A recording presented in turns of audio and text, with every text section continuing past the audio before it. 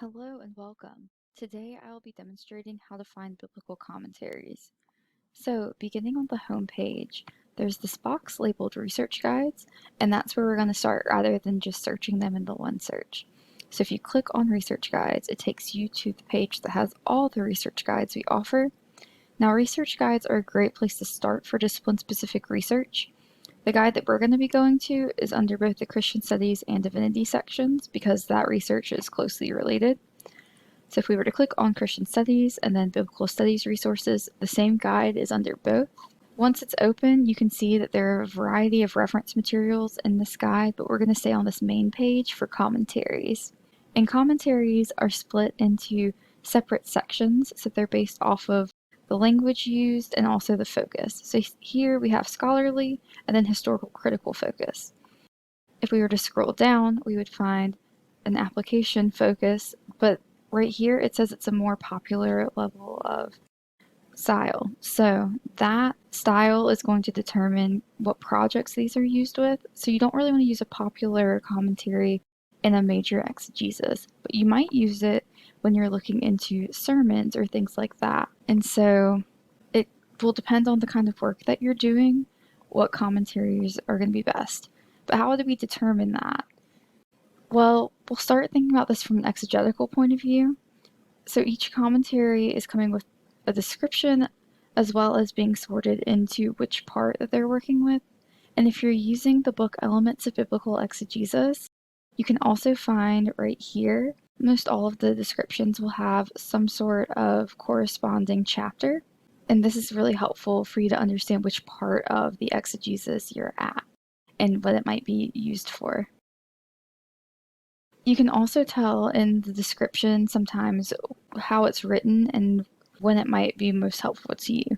So at the bottom of this anchor yield description, it says it's aimed at the general reader with no special formal training in biblical studies, yet it is written with the most exacting standards of scholarship, reflecting the highest technical accomplishment.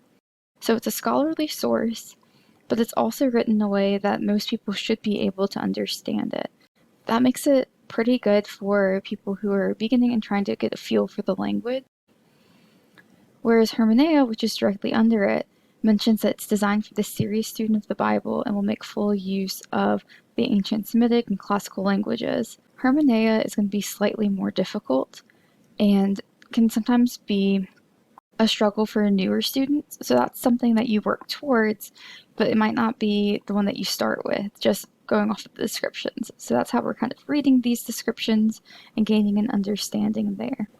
Now both of these are in the same section, and you'll want to be pulling from different sections or different chapters, depending on what approach you're using and what approach your professor might be recommending to you. But usually making sure you have something historical critical, something reception based, and something theological can be very helpful. And they're all available and sorted right here for you. Now, once you've figured out which ones might be more helpful to you, just based off of the descriptions, it's time to check and see if we have that commentary in the book that you're looking for. So if I were to click on one of these links, so the Smith and Hewlett link here, it will take you to another web page, which is in our collection, and it's showing you everything that we have available. This is using an advanced search technique. So if you were to go into the search criteria, this is what you would see as an advanced search. So even if you can't click the link or something doesn't seem to be working, you can still type in the commentary name as a title search, and that should work for you. Now from here, you can go through and figure out if your book is here just by looking, or you can type it in. So if we were looking for Joshua, for example, we can type that in, scroll down, and here's a copy of Joshua.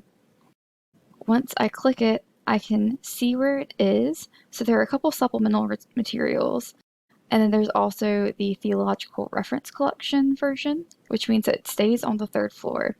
And in this case, there's a copy that's available for checkout. That's not always the case, but if you were to want to request it, you could sign in. And you'd sign in the same way you would to anything Campbell related. And then you're able to click in what version you would like, request options, and fill out the information here. At the bottom, this is most important, you can either have the book shipped to you if you needed the entire commentary, but if you're looking at a certain passage, you can also just select Scan and Send Book Chapter or Commentary section. Usually you'll want the introduction and whatever section of the commentary has your passage, and so you can just indicate that on the next part of the form. If you were to go back to the item, you can also see other information. So there's a description of it. Sometimes you can go ahead and click in the series and it'll take you to that same page where you were finding the other series. And if there were to be an online version, you would potentially be able to see the link there.